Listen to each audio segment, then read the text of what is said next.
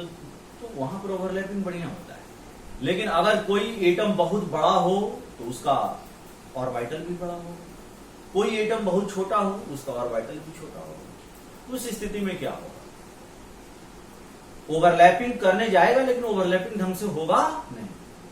तो dissimilar orbitals के बीच में जिनका साइज में बहुत ज्यादा का डिफरेंस होता है उसमें अच्छे से ओवरलैपिंग नहीं हो पाता है। तो इसका कॉज आप क्या लिखोगे, weak bond due to less effective overlapping है ना बिटवीन, है ना, orbitals of dissimilar size, orbitals of dissimilar size. जब साइज डिसिमिलर हो, सेम साइज का नहीं होता है, तो उस स्थिति में क्या होगा, ओवरलैपिंग ढंग से नहीं होगा। और जब ओवरलैपिंग ढंग से नहीं होगा तो क्या हो जाएगा बताओ, तो उस स्थिति में उसका रिएक्टिविटी बढ़ जाएगा। इसी वजह से इंटर हैलोजेंस क्लोरीन को छोड़ करके बाकी सारे हैलोजेंस से क्या होते हैं, ज्यादा रिएक्टिव होते हैं। क्या होते हैं, ज्यादा। अब इंटर हैलोजेंस में पूछा जाए, जैसे यह क्वेश्चन आ जाए, जैसे यह क्वेश्चन दे दिया जाए कि तुम बताओ ClF3 दे दिया जाए, BrF3 दे दिया जाए और ICl3 दे दिया जाए, IF3 दे दिया जाए, मतलब सभी के सभी फ्लोराइड हैं। सिर्फ डिफरेंस कहां पर है, क्लोरीन है, यहाँ पर सेंट्रल एटम ब्रोमीन है, यहाँ का सेंट्रल एटम आयोडीन है। उस स्थिति में रिएक्टिविटी ऑर्डर क्या होगा, क्या बता सकते हो? तो इस स्थिति में क्या हो जाएगा, क्लोरीन वाले का सबसे ज्यादा, ब्रोमीन वाले का उससे कम और आयोडीन वाले का सबसे कम। तो तुम लिख सकते हो, है ना, कि ClF3 ज्यादा रिएक्टिव होगा इन कंपैरिजन टू BrF3 और उससे कम रिएक्टिव कौन होगा, IF3। अच्छा, अगर यहां पर स्टेबिलिटी पूछते, स्टेबिलिटी क्वेश्चन में दे दे तो जस्ट इसका उल्टा हो जाएगा, क्योंकि ये इनवर्सली प्रोपोर्शनल हो जाएगा किसके, रिएक्टिविटी के। और उस स्थिति में ClF3, BrF3 और IF3 का क्वेश्चन दे दिया जाए तो IF3 इज मोर स्टेबल। चलो अगला हम लोग देखते हैं, अगर सभी के जैसे मान लो कि सब I कहेंगे, जैसे IF7 दे दिया जाए, IF5 दे दिया जाए, IF3 दे दिया जाए और IF दिया जाए, है ना। तो यहां पर क्या है, इसको X N ले लिया जाए और सभी आयोडीन है, देखो यहां भी सेंट्रल एटम आयोडीन, यहां भी आयोडीन, यहां भी आयोडीन, यहां भी आयोडीन। उस स्थिति में क्या होगा बताओ, रिएक्टिविटी क्या होना चाहिए बोलो। तो N जैसे जैसे घटेगा रिएक्टिविटी भी क्या होगा, घट जाएगा, रिएक्टिविटी भी क्या होगा, घट जाएगा। तो इस तरह से हम लोगों ने इसमें क्या पढ़ लिया, रिएक्टिविटी। अब थोड़ा सा हम लोग स्ट्रक्चर की तरफ चलते हैं, नोट करो।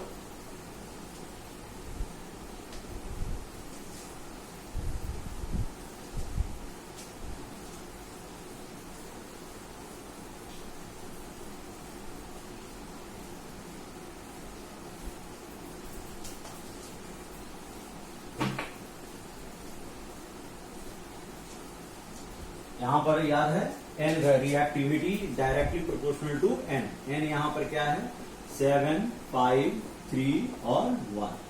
रिएक्टिविटी डिक्रीज कर रहा है, डिक्रीजेज विथ क्या बोलो, decrease in value of N। N के वैल्यू जैसे जैसे घट रहे हैं वैसे वैसे इसका रिएक्टिविटी भी घट रहा है। ओके, तो यह है।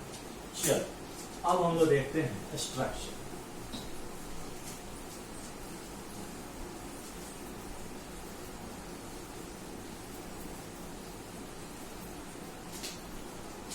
अब X डैश जब रहेगा तो इसका स्ट्रक्चर क्या होगा, X डैश 3, X डैश 5 और X डैश 7। ओके, तो इसमें देखो सिग्मा, वो जो तरीका बताया है वही यहां पर लागू होगा। 2 एटम है तो कितना हो जाएगा, 1 होगा। लोन पेयर काउंट कर लो तो 7, दोनों का वैलेंस इलेक्ट्रॉन 7 है, 7 × 2 -1 इंटू 8 डिवाइडेड बाई 2, काउंट करो इधर कितना हो जाएगा 14 minus 8 divided by 2, 6/2, lone pair हो जाएगा 3, लोन पेयर हो गया 3। सो अगर तुम देखोगे तो हाइब्रिड और वाइटल्स का संख्या कितना हो जाएगा बताओ 4। हाइब्रिडाइजेशन क्या हो जाएगा sp3 किसका ऑफ x का, sp3 किसका है जी, हाइब्रिडाइजेशन ये किसका है x के लिए है। और स्ट्रक्चर कैसा है टेट्राहेड्रल, शेप कैसा है जी लीनियर, शेप कैसा है लीनियर। हालांकि सॉलिड स्टेट में यह अपना शेप को चेंज करता है, कुछ एंगुलर भी बना लेता है, ठीक है। तो यहां पर x डैश के बीच में यह पोलर कोवेलेंट बॉन्ड बनेगा, पोलर कोवेलेंट बॉन्ड बनेगा, पोलर कोवेलेंट बॉन्ड। ओके चलो अब यहां पर देखते हैं x3। तो सिग्मा का संख्या बताओ कितना है, 4 एटम्स है, 4 माइनस 1 3 हो जाएगा। Lone pair 7 into 4 minus 3 into 8 octet complete कर रहा है, डिवाइडेड बाई 2। बोलो इधर कितना है 28, 24 माइनस करोगे ये आ जाएगा 2। सो हाइब्रिड और वाइटल का संख्या 5। हाइब्रिडाइजेशन क्या हो जाएगा, हाइब्रिडाइजेशन किसका है जी, हाइब्रिडाइजेशन ऑफ x sp3d हो जाएगा। स्ट्रक्चर तुम जानते हो ट्राइगोनल बाई पिरामिडल होगा। और शेप याद करो यहां पर जब दो लोन पेयर होता है तो क्या होता है बेंट टी हो जाएगा, बेंट टी शेप होगा मतलब। और ये दोनों के दोनों lone pair both are at क्या बोलो इक्वेटोरियल पोजीशन, कहां पर रहेगा इक्वेटोरियल पोजीशन पर, याद है तरीका बताए थे। सो x और यहां पर दो लोन पेयर इक्वेटोरियल पोजीशन पर, तो अब क्या होगा एक्सियल थोड़ा सा ऐसे झुक जाएगा भैया, 180 डिग्री का एंगल नहीं होगा। यहां पर x डैश, यहां भी x डैश और यहां पर भी x डैश। यह लॉन्गर बॉन्ड होगा due to repulsion, longer bond होगा। और ये क्या होगा स्मॉलर बॉन्ड होगा। ओके अब हमारे पास हो गया x 5 डैश। तो सिग्मा का संख्या 6 माइनस 1 मतलब 5। लोन पेयर काउंट करोगे तो 6 into 7 minus 5 into 8 divided by 2 1 आ जाएगा। हाइब्रिड और वाइटल का संख्या 6। हाइब्रिडाइजेशन क्या हो जाएगा sp3d2। यह हाइब्रिडाइजेशन किसका होगा x का होगा। और स्ट्रक्चर क्या होना चाहिए था एक्सपेक्टेड स्ट्रक्चर ऑक्टाहेड्रल। शेप क्या होना चाहिए तो स्क्वायर पिरामिडल। क्या होगा स्क्वायर पिरामिडल। स्क्वायर पिरामिडल कैसा होगा देखो यह 4 पोजीशन हो गया x dash x dash x dash और x डैश का, एक यहाँ पर x डैश और यहाँ पर लोन पेयर। तो तुम देख रहे हो कि स्क्वायर पिरामिडल का स्ट्रक्चर है, this is the square pyramidal structure है ना, स्क्वायर हो गया और यह एक पिरामिड है। IF7 तुम जानते हो ऑलरेडी, सिग्मा इसमें कितना है 7। लोन पेयर काउंट कर लो 0 आएगा। हाइब्रिड और वाइटल 7। हाइब्रिडाइजेशन क्या हो जाएगा sp3d3। हाइब्रिडाइजेशन किसका होगा x का होगा sp3d3। स्ट्रक्चर तुम जानते हो कि pvp होगा, pvp होगा। शेप भी इसका क्या आ जाएगा पेंटागोनल बाई पिरामिडल ही होगा। तुम बना सकते हो x 1 2 और इधर 5 रहेगा 5 x dash x dash x dash x dash x dash x dash x dash. Okay so this is a pentagonal bi pyramidal structure. तो ये स्ट्रक्चर हो गया। अब कोई भी ले लो, जैसे यह क्या हो सकता है तुमसे कोई पूछे CLF का क्या होगा सेम, BRF का क्या होगा सेम, IF का क्या होगा सेम, ICL का क्या होगा सेम, BRCL का क्या होगा सेम, IBR का क्या होगा सेम। इन सबों के लिए सारा चीज यही वैलिड हो गया। यहां पर CLF3 कोई पूछे सेम स्ट्रक्चर, BRF3 पूछे सेम स्ट्रक्चर, IF3 पूछे सेम स्ट्रक्चर, BRCL3 पूछे सेम स्ट्रक्चर। यहां पर इसके लिए अब यहां पर कुछ भी जैसे IF5 पूछा जाए सेम स्ट्रक्चर बनाना, BRF5 पूछा जाए सेम स्ट्रक्चर बनाना, CLF5 पूछा जाए सेम स्ट्रक्चर। और ये तो IF7 है नहीं तो ये स्ट्रक्चर तुम जानते हो। तो इस तरह हर कैटेगरी का स्ट्रक्चर हम लोगों ने पढ़ लिया। ओके क्लियर है, पॉज करके नोट करो।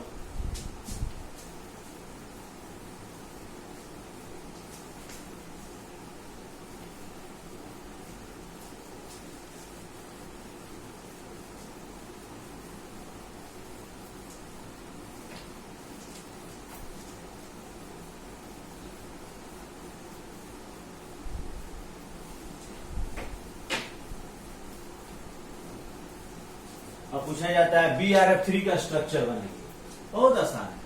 BrF3 का स्ट्रक्चर बनाइए, क्या करोगे, वही रूल लगाओ, तुम खुद बता सकते हो। Br का हाइब्रिडाइजेशन बताइए, पहले सिग्मा बोलिए, क्या होगा सिग्मा, इस पर ब्रोमीन के पास कितने सिग्मा बॉन्ड होंगे, 3। लोन पेयर बताओ, 7 इंटू 4 हेलोजेंस है 4 माइनस 3 इंटू 8 डिवाइडेड बाई 2, कितने लोन पेयर, 2। हाइब्रिड और ऑर्बिटल का संख्या कितना हो जाएगा, 5। हाइब्रिडाइजेशन ऑफ ब्रोमीन क्या हो जाएगा, तो sp3d। स्ट्रक्चर क्या होगा, तो ट्राइगोनल बाई पिरामिडल, लेकिन शेप जो एक्चुअल शेप होगा वह क्या होगा बताओ, तो यह बेंट टी हो जाएगा। दोनों के दोनों लोन पेयर कहां होंगे, इक्वेटोरियल। ब्रोमीन है, दोनों के दोनों यहां पर लगाओ, फ्लोरीन फ्लोरीन, फ्लोरीन और फ्लोरीन। यह बॉन्ड जो होगा वह लंबा होगा और वीक होगा, यह बॉन्ड छोटा होगा, है ना, लेकिन स्ट्रॉन्गर होगा। तो पूछा जा सकता है क्या इसके तीनों BrF बॉन्ड सेम लेंथ के होंगे, बिल्कुल नहीं, ये लॉन्गर होगा, ये दोनों सेम होंगे, लेकिन यह क्या होगा, स्मॉलर होगा। क्यों, क्योंकि यह लोन पेयर का ज्यादा रिपल्सन महसूस कर रहा है, इस साइड में है, यहाँ पर lone pair bond pair repulsion काफी कम है, इस वजह से यह बॉन्ड स्मॉलर होगा, जबकि ये दोनों बॉन्ड क्या होंगे, लॉन्गर होंगे। तो क्या सारे BrF बॉन्ड सेम लेंथ के हैं, तो हम लोग आंसर क्या देंगे, नहीं, सारे BrF बॉन्ड सेम लेंथ के नहीं हैं।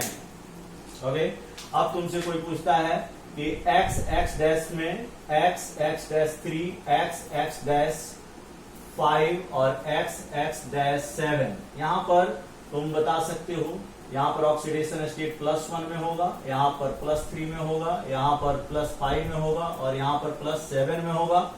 यह कहां पर अपना शो करेगा, ग्राउंड स्टेट में होगा, या एक्साइटेड स्टेट 1 में, या एक्साइटेड स्टेट 2 में, और या एक्साइटेड स्टेट 3 में शो करेगा।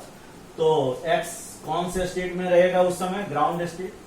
इस तरह के वैलेंसी को शो करने के लिए फर्स्ट एक्साइटेड स्टेट, +5 को शो करने के लिए सेकेंड एक्साइटेड स्टेट, जबकि +7 को शो करने के लिए क्या हो जाएगा, बोलो, थर्ड एक्साइटेड स्टेट में उसको जाना पड़ेगा, तब जाकर के अपने ऑक्सीडेशन स्टेट को शो कर पाएगा। +1, +3, +5 एंड +7। ओके, तो ये सब चीज हो गया। अब हम लोगों को देखना है कि बनता कैसे, प्रिपरेशन कैसे होता है। प्रिपरेशन कैसे होता है भाई, प्रिपरेशन ऑफ इंटर हेलोजन बड़ा ही सिंपल है। या तो तुम हेलोजेंस का डायरेक्ट रिएक्शन करा दो, या लोअर जो इंटर हेलोजन है उसको भी तुम हायर हेलोजन में कन्वर्ट कर सकते हो। अब जैसे देखो, जैसे तुमको ClF बनाना है, तो ClF बनाना है तो Cl2 + F2 या इक्विमोलर होना चाहिए। क्या होना चाहिए, इक्विमोलर। ये क्या बन जाएगा बोलो, 2ClF बन जाएगा, बड़ा ही आसान है ना। अब तुमको अगर मन है कि ClF से हम लोग ClF3 बना दें, ClF3 बना दें, क्या करोगे, फ्लोरीन से रिएक्शन करा दोगे इसको हीट करके। अब अगर ClF3 को तुम ClF5 में बदलना चाहते हो, बदल सकते हो, फिर से फ्लोरीन को के साथ तुम क्या करोगे, हीट कर दोगे। तो इस तरह से, जैसे IF बनाना है तो I2 + F2 यहां पर इन CCl3F सॉल्यूशन में डाल करके किया जाता है। अब ये 2IF, लेकिन तुम पढ़े हुए हो कि यह जो है अनस्टेबल होता है, देयरफॉर अंडरगोज डिस्प्रपोर्शनेशन। यह किस में जाता है, डिस्प्रपोर्शनेशन में जाएगा, है ना। कैसे, तो 5 है ना, IF ले लो, या अभी देखो कितना बैलेंस करने पर आता है, यहाँ पर I2 बन जाता है और यह IF 5 में चला जाएगा, ठीक है। तो कितना, IF 5 ले लो, ठीक है, एक चला गया, 2I2 हो जाएगा। अब देखो यहाँ पर यह +1 में था, या 0 में चला गया, या +5 में, तो +1 से 0 में गया और +1 से +5 में गया, यहाँ रिडक्शन हो गया, यहाँ पर क्या हो गया, ऑक्सीडेशन हो गया। तो ऐसे भी होता है। तुम अगर चाहते हो IF5 + F2 कर दोगे तो ये क्या बन जाएगा, IF7। तो बड़ा ही आसान है, इस तरीके से तुम बना सकते हो। कभी कभी डाइल्यूशन भी करना पड़ता है, नाइट्रोजन में और वाटर में डाइल्यूशन कर देना होता है, तब जाकर के इसका प्रिपरेशन होगा, ठीक है, बहुत टफ नहीं है। आसानी से बता सकते हो।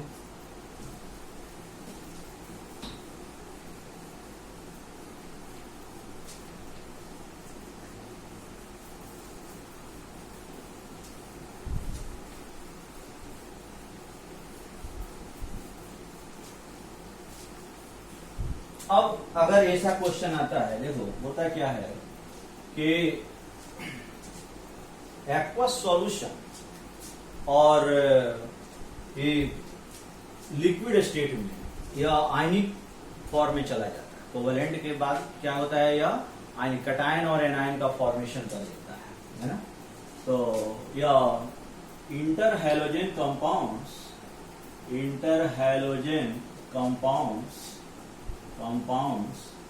are used as non-aqueous polar solvent, यह एक पॉइंट है। एंड एक ये पॉइंट अलग कर देते हैं, ठीक है। These exist as ionic compound या ionize, इस तरह से लिखो। These ionize in liquid state में भी liquid state और in aqueous solution में भी। अब जैसे देखो ICL, अब ICL होगा 2ICL या लिक्विड स्टेट में अगर करते हो रखोगे तो ये क्या हो जाता है, तो यह I प्लस हो जाएगा और ICl2 माइनस बन जाता है। मतलब एक कटायन बन गया और एक एनायन बन गया, या कटायन बन गया और यह एनायन बन गया। अब देखो यहाँ पर यह आयनिक की तरह एग्जिस्ट किया। इसी तरह से अगर ICl3 है और तुमने यह ले लिया तो यहाँ पर थोड़ा सा गड़बड़ है। देखो ऑक्सीडेशन स्टेट चेंज नहीं करना चाहिए, या इसका +1 था और इसका -1, इसमें भी यह +1 है और इसका देखोगे तो -1 ऑक्सीडेशन स्टेट होगा। यहां पर क्या होगा, तो यहां पर यह ICl, देखो अभी कितने हैं, 6 हैं, तो ICl दोनों फॉर्म में ये टूटता है। अब ICl एक कटायन बनाना है और दूसरा का एनायन बनाना है, तो क्या लिखोगे, I2Cl प्लस, और यहां पर क्या लिख दोगे बताओ। अब दो ही आई था हमारे पास, तो ICl3 है, ठीक है।